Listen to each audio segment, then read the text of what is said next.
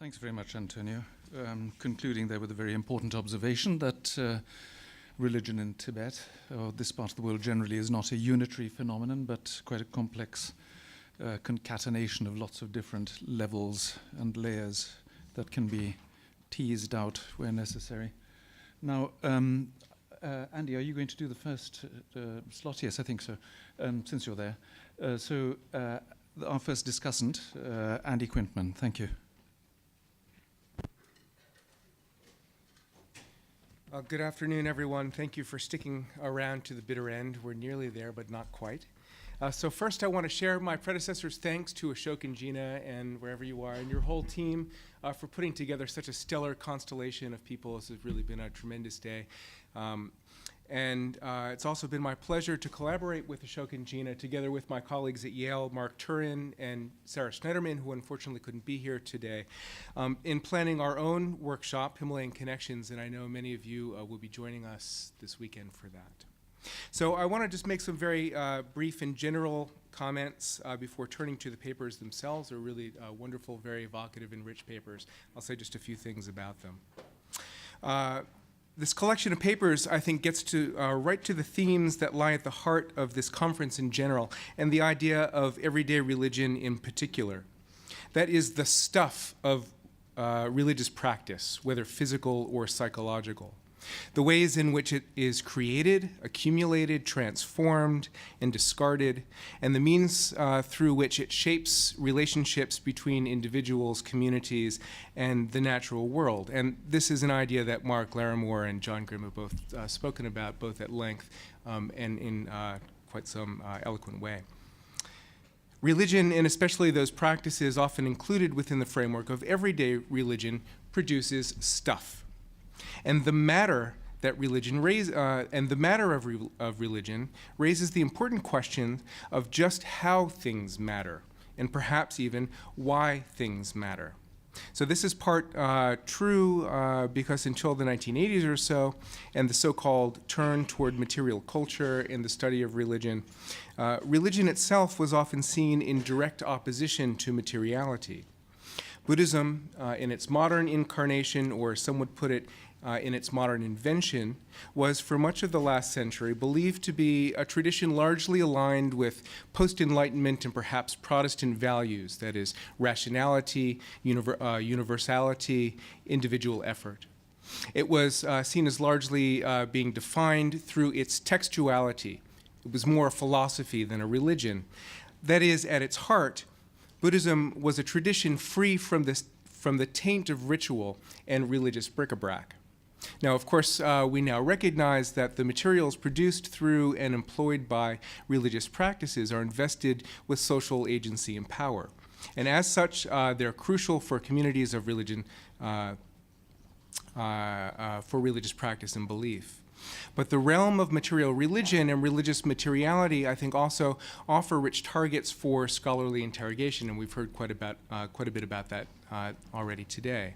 And all of the papers in this panel, in particular, ask us to pay closer attention to and to better understand the implications of material agency and power. That is, how it is employed by religious actors, how it can affect communities, and how it transforms relationships between individuals, communities, and the natural world. So to echo remarks made earlier today by Mary Evelyn Tucker, we need studies of religious texts and communities, but we also need to understand them in the specific context of their sites on the ground. Okay, so I want to start a little bit out of order by thinking about Elizabeth Allison's paper, because I think it offers a broad and very useful theoretical framework for thinking about all of these issues. So Elizabeth begins by reflecting on the competing discourses about waste management in Bhutan, what she describes as the technocratic narratives of waste, in contrast to the more traditional modes based on Buddhist systems of knowledge and belief. And she acknowledges up front that the former, that is the purely secular programs of bureaucratic, technological, legal, and educational, are not always the most effective in addressing the waste management problems that exist in Bhutan today. And those problems loom large, and they're growing with the acceleration of urban migration. So Elizabeth suggests that the attention to religious and cultural mores in the context of environmental policy development and management plans may contribute to interventions that reflect local attitudes and practice and are therefore more sustainable and require less intensive government efforts. So to reflect on the different notions that people have about their surrounding environments and to suggest possible modes of action therein, she invokes the idea of environmental imaginaries, what she describes as place-specific and regionally variable conceptions of nature that shape the ways that people perceive, discuss, work, and play in nature, that reflect a community's values with respect to its environment. Now, this is a heuristically powerful approach precisely because it allows us to consider competing discourses about nature and the environment in the context of, quote, social, cultural, and ideological threads that reflect and respond to the material conditions of particular surroundings. Now, in contrast to the modern regimes for dealing with waste, Elizabeth defines the traditional Bhutanese environmental imaginary through the ritual engagement with local Buddhist deities, whether they're believed to be mundane or transcendent. And through the notion of spiritual pollution, referred to as drip, that serves as the focus for much religious activity. And these ideas should indeed lie at the center of any discussion of Himalayan Buddhist environmental imaginary. But I want to interject a note of caution here, not so much as a critique of Elizabeth's paper, but as a general comment on the way that these kinds of religious beliefs and practices might be approached. So a nuanced understanding of traditional forms of environmental religious imaginary require a similarly nuanced reading of religion in its varieties of expression. Say, the language of esoteric Buddhist literature or the grammar of tantric Buddhist ritual, as well as the geographies of sacred landscape created by those texts and practices. Buddhist tradition of the Himalaya are often discussed in the aggregate, but the language of Vajrayana Buddhism often precludes generalities.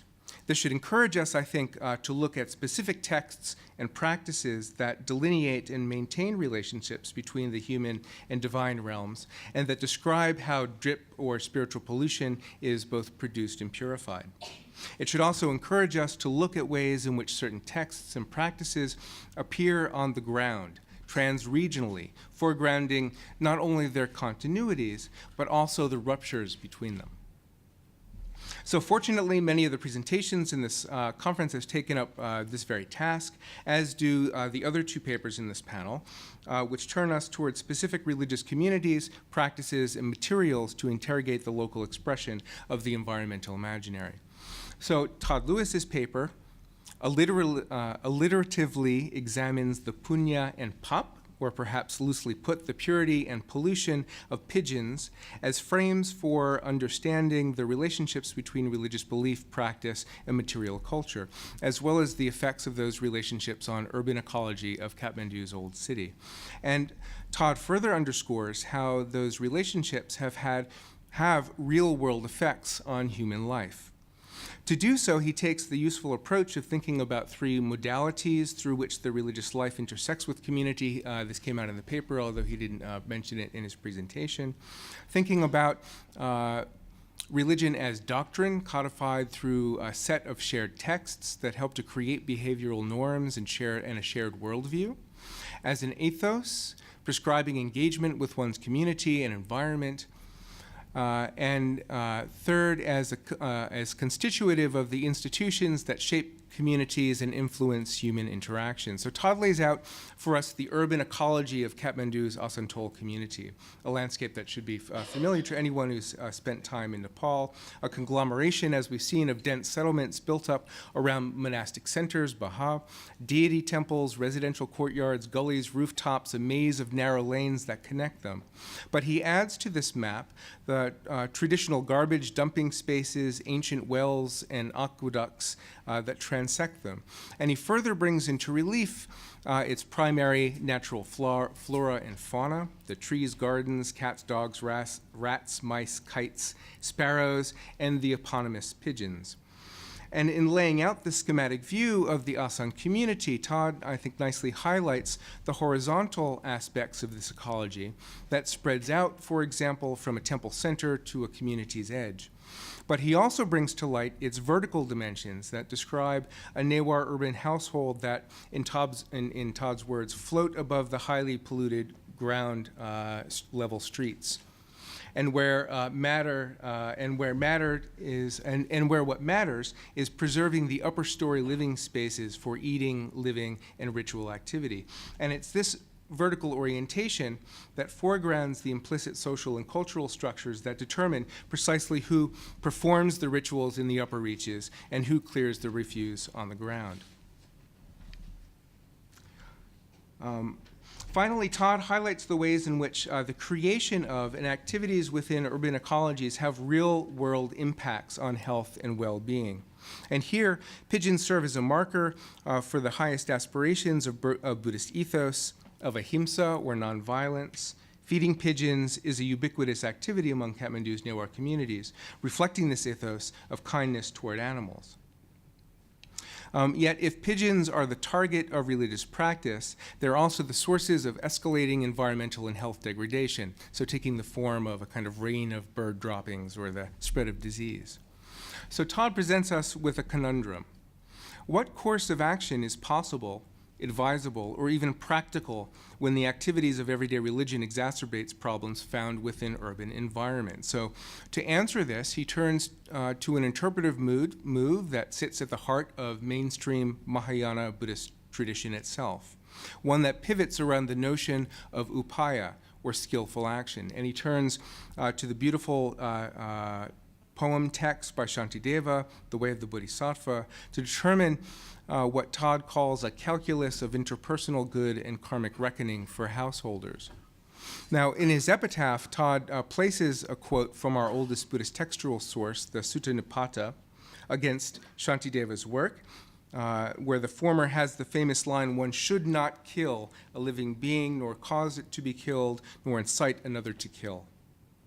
And in contrast, he has Shantideva saying, if the suffering of the many disappears because of the suffering of one, then the compassionate person should induce that suffering for himself and for the sake of others. So in this context, ethical action requires attention to the bigger picture, carrying out the common good and not just the benefit of individuals, whether they are human or animal. And I would just point out that this is not something that Shantideva sort of invented out of whole cloth. This really is a kind of mainstream Mahayana Buddhist view that we find in core Mahayana sutras, such as the Upaya Kaushalya Sutra, the Sutra on Skill and Means. Let me say something about Antonio's paper before we conclude. Antonio turns us to the process of Tibetan treasure revelation as a means for considering the relationships between religious texts, practices, and material culture, and the way that it informs the production of sacred landscape. And he raises the question of whether traditions of Tibetan Buddhist theory and praxis, such as treasure revelation and transmission, present an avenue for environmental sustainability. And this, he suggests, takes the form of what he calls the ecology of revelation. And in doing so makes the important observation that the indigenous formation of landscape, that is, Tibetans' own environmental imaginaries, serve as the locus for exchange between the human world and the divine, both for worldly gain and for transcendent purposes. And as Antonio himself reiterated, it's the notion of exchange and the relationality of this religious tradition that is of paramount importance. Antonio rightly calls out our attention to the ways in which revealed treasures help to construct sacred landscape, especially in the form of so-called hidden lands, or Beiyul, and mountain pilgrimage sites, or Neri, that dot the entire Himalayan corridor. But he also demonstrates a unique example of how the land itself serves as a powerful locus of religious praxis. And he showed you those really evocative images of medicinal powders, of mineral dust, and images and amulets that are formed from the soil itself that become so highly charged and powerful within Tibetan Buddhist communities. So Antonio leaves us with a final question that was echoed in all of the papers on this panel. And that is, how are we to understand the environmental ramifications of this tradition? Are the phenomena of exchange with the environment and the ecology of revelation in accord with modern conceptions of environmental sustainability? The Tibetan Buddhist community, both in exile and Tibet itself, has taken a firm stand in this regard, and you can't visit a monastery these days without seeing posters about environmental sustainability inspired by the public statements by great figures such as the Dalai Lama and the Karmapa. But as Antonio also cautions us, we should be wary of easy generalizations about the green Tibetans, a notion that Tony Huber has kind of helpfully deconstructed for us. So to understand the efficacy of an ecology of revelation requires here, as we have seen throughout the day, a careful, granular, culturally and geographically located analysis. And in the case of Antonio's field sites in eastern Tibet, in Qinghai province, I think it further requires that we consider the scales of discourse and practice. That is, how would an ecology of revelation play out within various levels of scale, from realm of community participation through larger levels of municipal and state-sanctioned policy. So what is at stake when the political structures of civil and secular society try to leverage local religious knowledge and practice for crafting environmental policy? And what would even be the implications of such activities? So thank you all.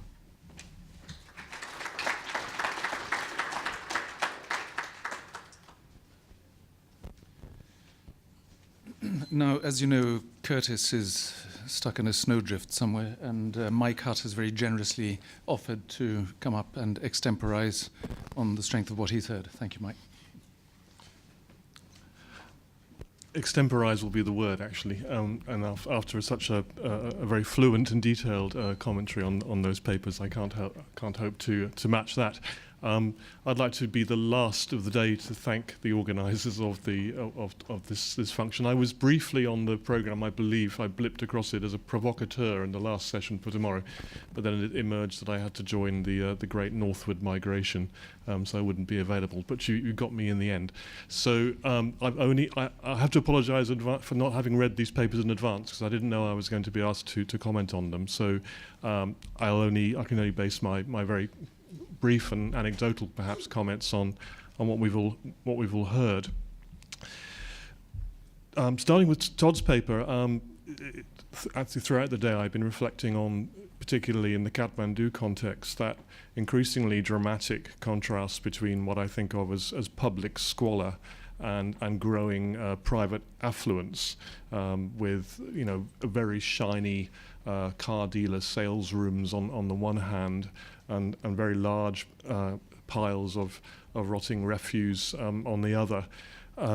It's always been there. I first went to Kathmandu in 1978, and I remember very large piles of rotting refuse then, but they were by and large agricultural refuse rather than the kinds of mixed piles that one sees now. And my children always get ill on the way to Kathmandu, unlike most other people's children who get ill after they arrive. They always get ill on the flight or in the departure lounge at London. And on our last episode of this recurring feature of our lives, my daughter Evie, who's 18, went down with mono, as I believe you called it here. We call glandular fever.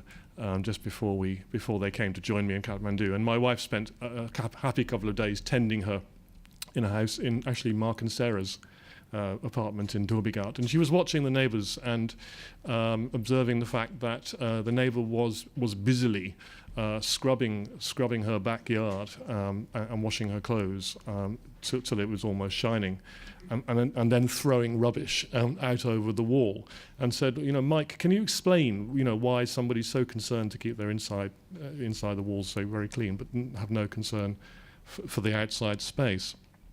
And it strikes me that there's running through a lot of the discussions today, and probably tomorrow also, is this sense of the division between the private and the public in such matters, and also perhaps by extension matters of private religion and also public religion, institutional religion as well. And as a British person who's been brought up to believe that one shouldn't drop litter and so on and so forth, there's always an instinct to, or a discomfort with seeing litter being disposed of in this way that I think Elizabeth Allison refers to as dispersed disposal. So again, anecdotally, remembering walking up the Arun Valley a couple of years ago behind a group of children going home from school who were dropping sweet papers and so on as they went along, and thinking to oneself, to what would one appeal if you wished to try to explain to these children that you didn't like the fact that they were dropping sweet papers on the path, and then reflecting on the fact that actually this is perhaps the evidence of other human beings' passage through an area of jungle is perhaps comforting to others who don't wish to feel alone as they travel through an area that is seen as uninhabited and therefore in some ways threatening. One can always also reflect on the history of, when thinking about the kinds of things that Todd was talking about, the urban pollution and so on the history of older cities, and we saw an example of New York and the Hudson River earlier today, and think back to the history of London and Paris in particular in the 18th and 19th centuries, which were possibly the filthiest cities that had ever existed on the face of this earth. The resolution of those things and the development of some kind of environmental ethic is something that perhaps resembles what we might think of as civic pride, which then sort of morphs into political will and the development of municipal services. But I think the question that comes to my mind in a lot of these discussions is whether in the Himalayan context or any other, or particularly in Nepal, whether religion can be utilized as a resource in a society which is both constitutionally declared to be and also in reality becoming increasingly secular. And I think this is a kind of a moot point. In Nepal, the environment of the deteriorating environment of the Kathmandu Valley public space is generally blamed upon failures of government rather than anything else. And one would imagine, if that was the case, that therefore you would have a very, very different kind of environment in Bhutan, where you have a strong and efficient bureaucracy and a government and a constitution which is conceived as possessing at least a Buddhist ethos. And then I remembered the contrast between the kind of media representation of Nepal's Prime Minister Baburam Bhattarai, who I think it was last year, publicly engaged in a campaign of going down to the river Bagmati with a mask over his face and a spade in his hand to single-handedly begin to clean it up, and expecting the populace to follow his example in large hordes, but appeared only in sort of slightly mocking cartoons in the main newspapers, as distinct, comparable with perhaps the example we saw in the film last night in Bhutan of a large number of people seeing it as being in their interest for one reason or another to climb to 12,000 feet and break boulders to relieve pressure on a glacial lake. What one makes of that image is another matter. So I am rambling, I hope not too irrelevantly. So I haven't really done these papers justice. It's very difficult to do in such short notice.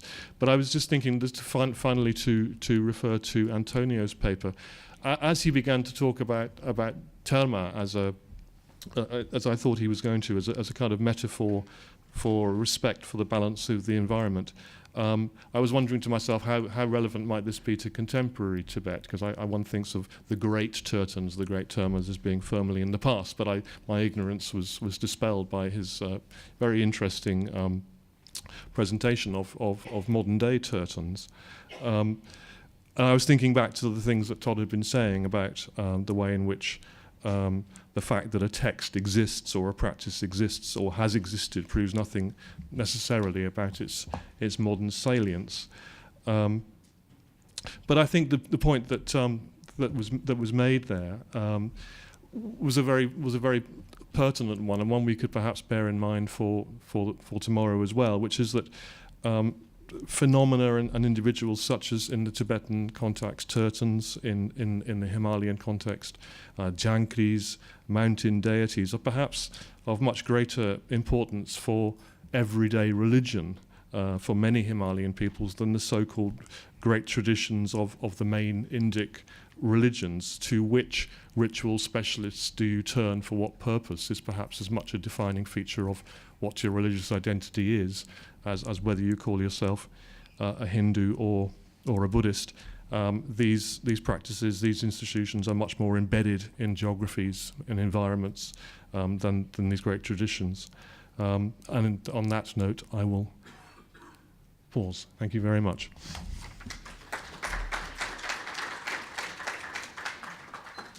Mike, thank you very much indeed for that extremely articulate moment of rambling. You certainly didn't ramble off the point, and anyway, there's nothing wrong with rambling.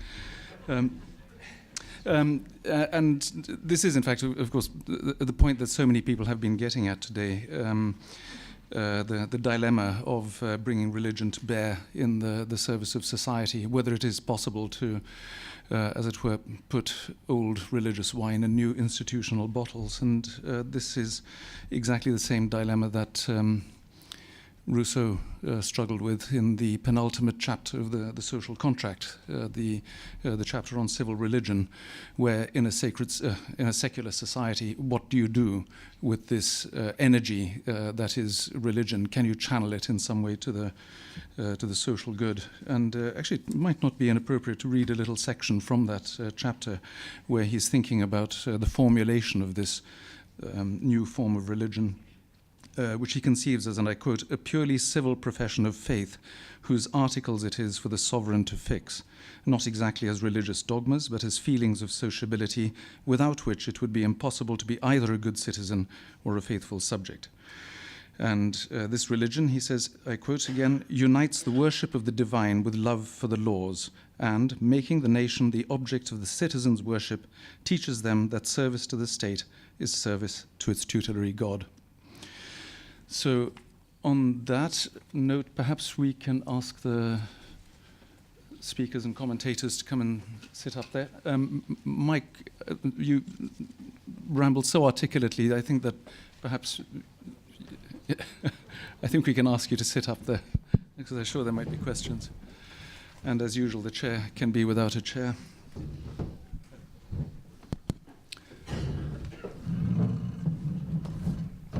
You can sit in Charles Ramble. Yeah, that's right.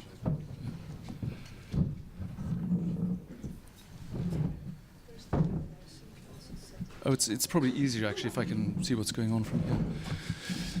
Okay, so I'm sure that that's provoked an awful lot of questions, and just unfocusing my eyes, I can see 1, 2, 3. Let's ask them in that order. 4. First of all, at the back over there. Good afternoon. My name is Yan Yifei, and I'm one emergent scholar with ICI, and I have one specific question to Professor Allison, because I study law and economics. So I'm wondering that, as you precisely mentioned what waste management challenges in Bhutan, but I'm wondering that what has the government or any NGOs has done to face or to react to this waste management? Because, in law and economics of the environment, there has been 2 concepts. So one is the command and control, which is basically through regulation, or you can give excise the Pigovian tax to the specific pollutions. So I'm wondering, how was that practice in Bhutan? Yeah. Thank you. Thanks for that question. That allows me to expand on some things that I didn't have time to say.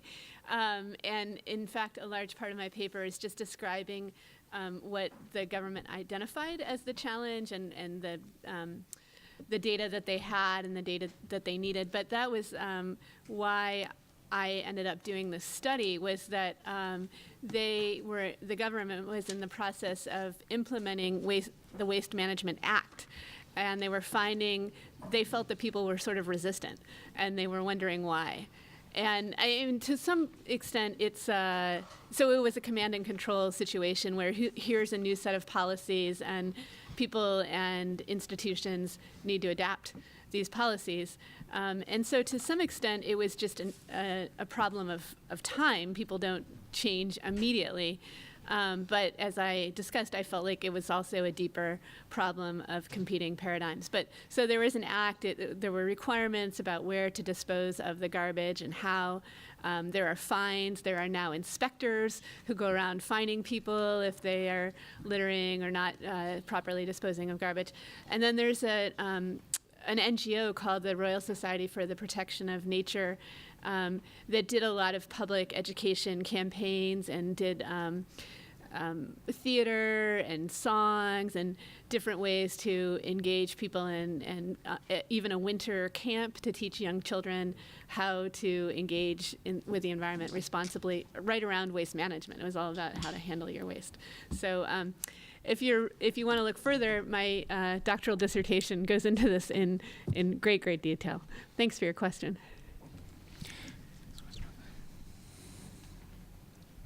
Thank you for your wonderful paper. Dan Smar, you from the Max Planck Institute. I really enjoy your slides very much. I really want to return there. It's so beautiful. My question is that actually it's a very fundamental question. Is Buddhism green? Is Buddhism environmentally friendly? I ask these questions because what I hear from your talk, all your papers I read, and I feel it's rather the earth gods take the credits to be environmentally friendly, because the cases you present, it's a constant dialogue, the relationship, the ethics, the morals, and it's not so much about Buddhism is playing in there. And then in Antonio's case is that the tradition of Dharma, and my former colleague, Professor Saranter, he's a Bone scholar. He rather claims that tradition is a pre-Buddhist tradition, not necessarily came from India. So then again, it's not a Buddhism takes the credit to be environmental friendly. So this is my question to all of you. Thank you.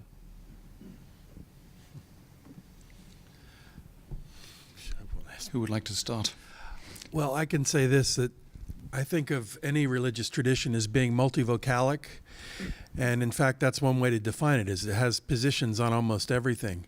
You can turn the other cheek as a Christian, or you can protect the faith. Buddhism has passages that speak wonderfully, poetically, about the wonders of nature, being in the mountains or among trees. You can find those, you can shop for quotes that would support that. But I think the tradition was formed in a time when the cities of the Gangetic Plain were surrounded by vast tracts of jungle. And the whole concept of nature, as we are defining it today, really is not in their world. So I don't know, it's a difficult transformational pattern of thinking to say that they're green or they're not green. They assume a world that no longer exists. And so I think inevitably our culture of interpretation has to create that applicability or refute it. I think there is the potential there. If that's at the bottom, that's what I'd say. I'll give you my opinion. The people that I worked with and interviewed in Bhutan define themselves as Buddhist, so I accepted that definition. Although some people in the capital or in Kathmandu or elsewhere would say, oh, it's just a lot of ringing and chanting, and it's not. And then they have all these deities of the earth. That's not really Buddhism at all. But I felt like if the people understood themselves as Buddhists, then there's one vernacular or everyday expression of Buddhism. So we could call it everyday Buddhism. And it's been emphasized several times that these practices look different in different places, and that context matters. So it may be Buddhism in eastern Bhutan, and the practices may not be Buddhism somewhere else. So I think I would make the pitch for self-definition and for everyday Buddhism as a practice. Yes, well, thank you, Dan. The question is very pertinent. I believe that it's true. I don't think the Terma tradition, as I presented it, is an original Buddhist or Tibetan Buddhist creation.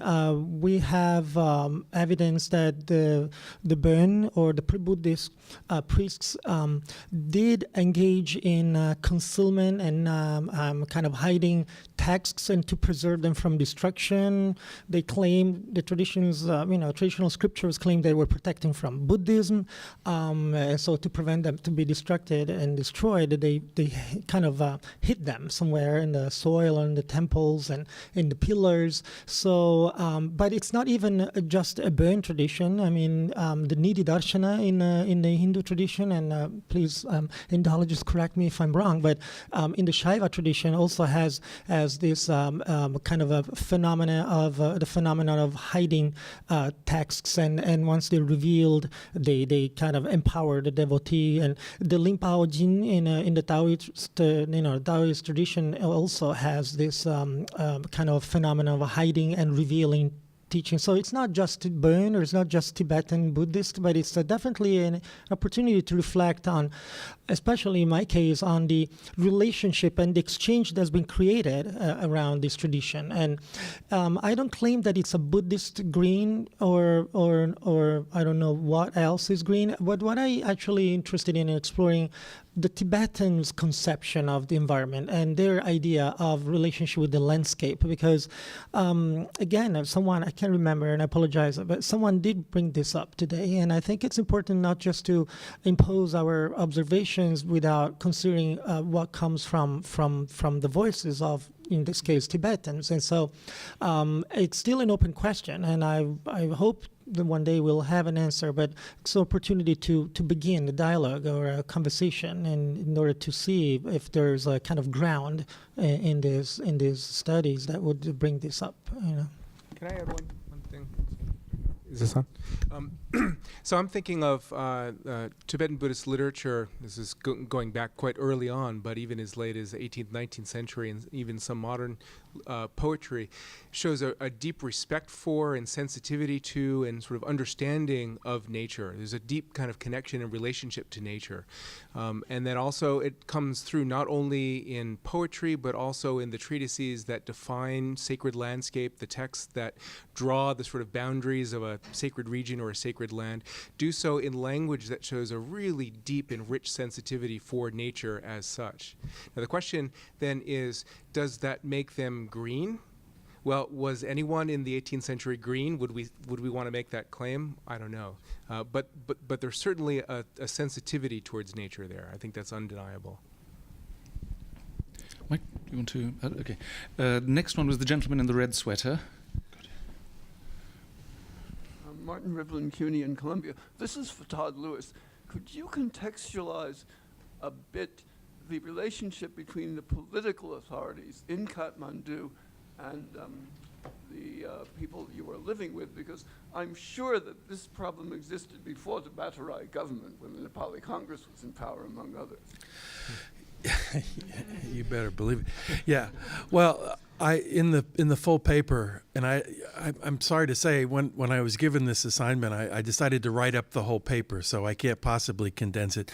But I quote some of the early visitors to the Kathmandu Valley who do two things. They marvel at the architecture and the beauty of the temples, and they cannot believe how just unbelievably shoddy or filthy the environment is. So I think the point of that is to say that there's a cultural problem here, or there's a cultural practice that has led to the public health problems. And Charles also rescued one of my points, which was that really across the Buddhist world, the Buddhist tradition imagines a king.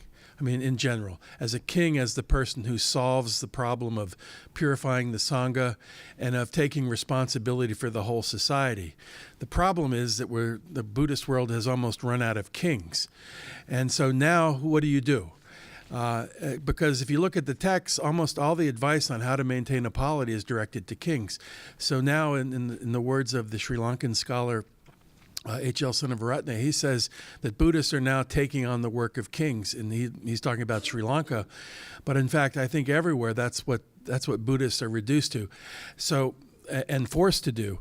And so then the work is of culture. How does Buddhist culture now respond to this situation? We have textual resources and we have political, economic, environmental problems.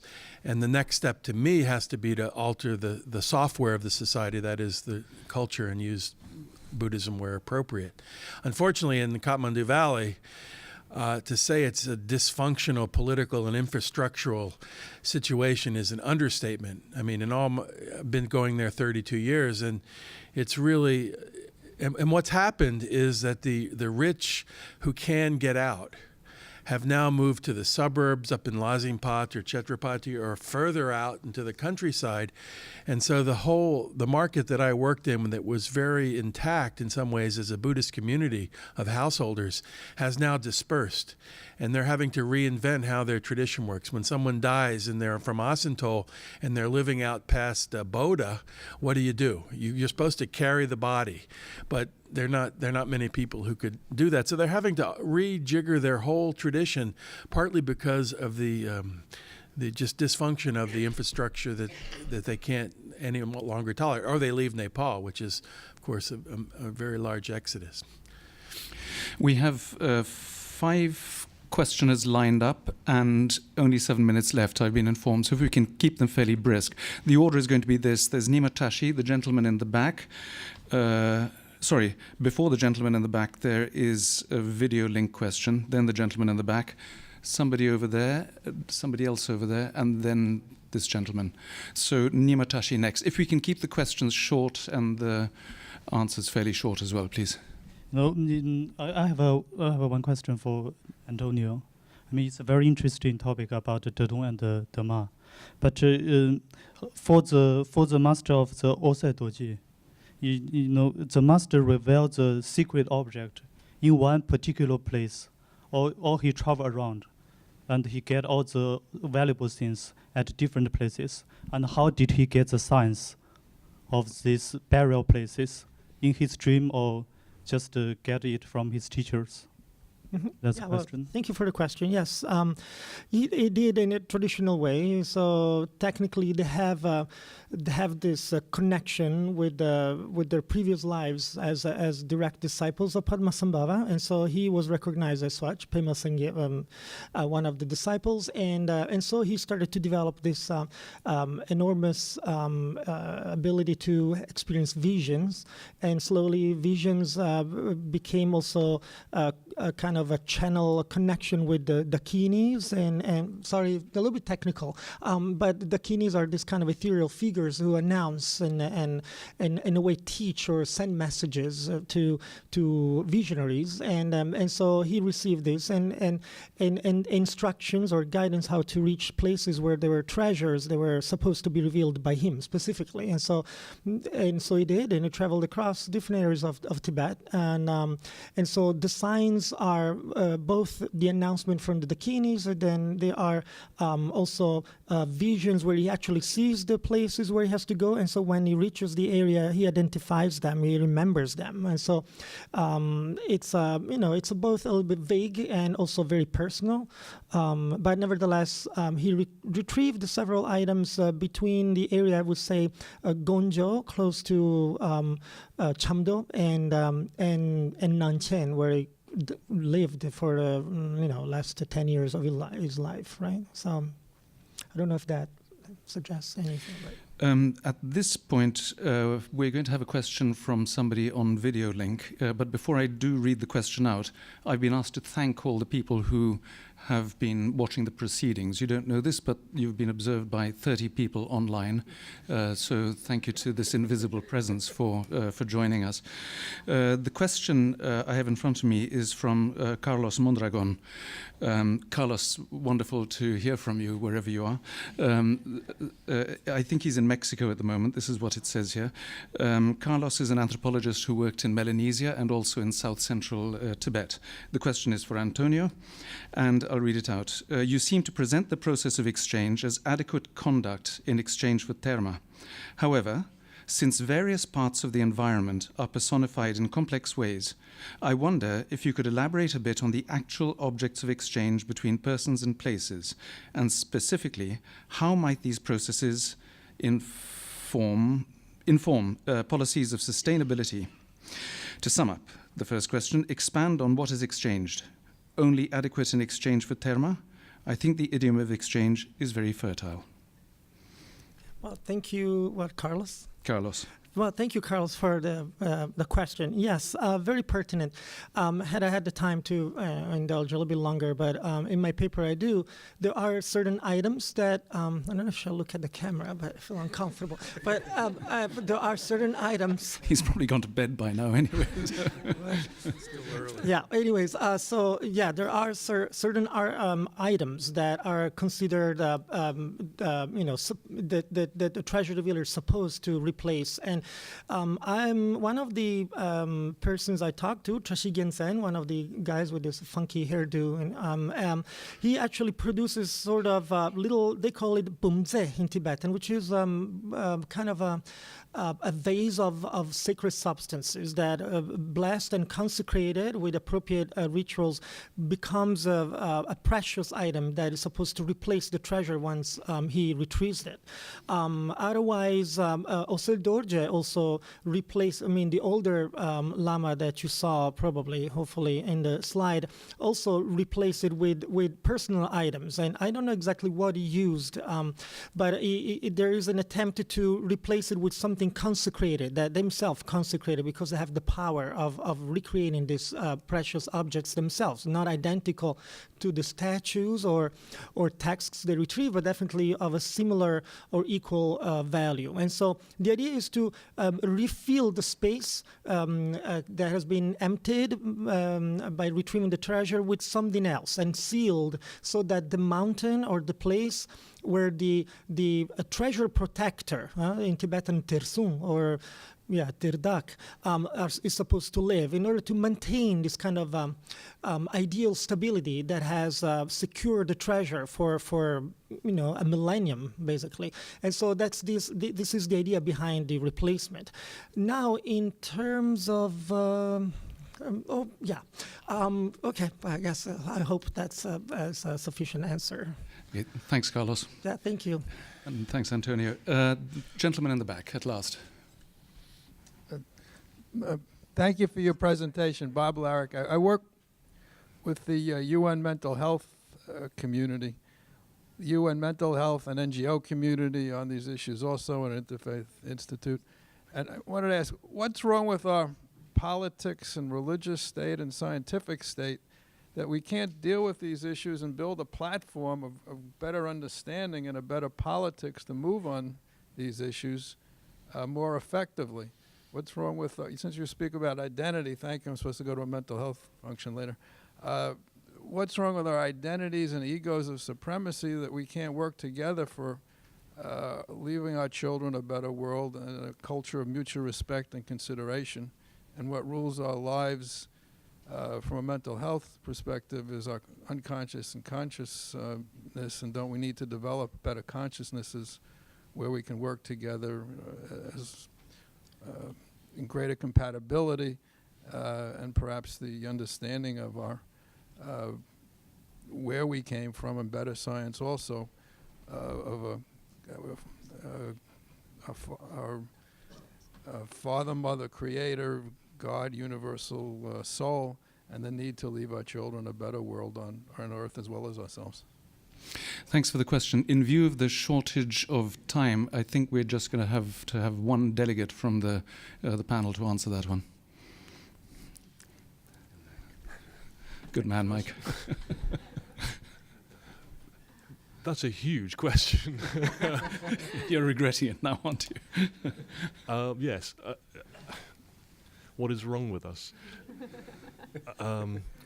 Well, define our terms. Who are we? We're talking about the Himalayan situation. I mean, I think we all live in. I don't know how to begin to answer this one. I have okay. not an answer at all, but a very, very small note of hope, because you pointed to so many of the aspects of environmental degradation and economic collapse and social disorder that we're all very familiar with. So I just want to make a personal plug. My university, which is called California Institute of Integral Studies, has launched a new graduate program in ecology, spirituality, and religion that is exactly trying to get at the questions we've been discussing and the larger context that you just pointed to. And I'm not suggesting that we're going to have any answers tomorrow, for sure, but we are inviting graduate students to come work hard on these issues. So I want to make this public plug to come and join us in San Francisco, which is a very lovely city, to work on these issues. Elizabeth, thank you for giving us all clever. that. What about new professor? Yes, sir. Please come. Thank you. I've got a specific question for Elizabeth, and that is the statement of the King of Bhutan that he wants was a gross national happiness. Now, did he say anything specific about achieving it, particularly in view of the fact that it really is, I would say, discriminating against the large number of Nepalese within Bhutan? And how does he deal with the question of monetization versus cleanliness of water and the cleanliness of natural resources? On the issue of Nepalese, I would like to refer you to Michael Hutt's very excellent book, Unbecoming Citizens, right? You're on video. Yeah. Yeah, with my name in front of you. But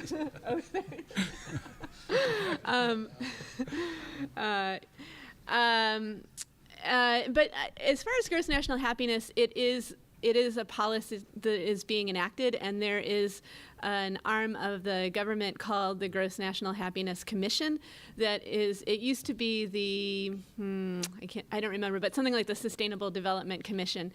And it's charged with trying to understand how to take a statement that is gross national happiness is more important than gross national product, how to take that brief statement and develop it into policy. And they've got 4 pillars of gross national happiness and 72 indicators, and they do surveys throughout the country to assess how people are doing. And what's really interesting is that this idea of gross national happiness has been taken up by Western countries, France and England and Canada, and here in the U.S. There's a group in Vermont called Gross National Happiness USA.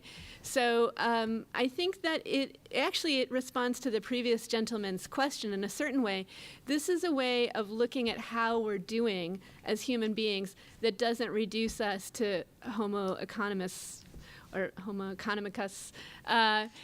whatever it is.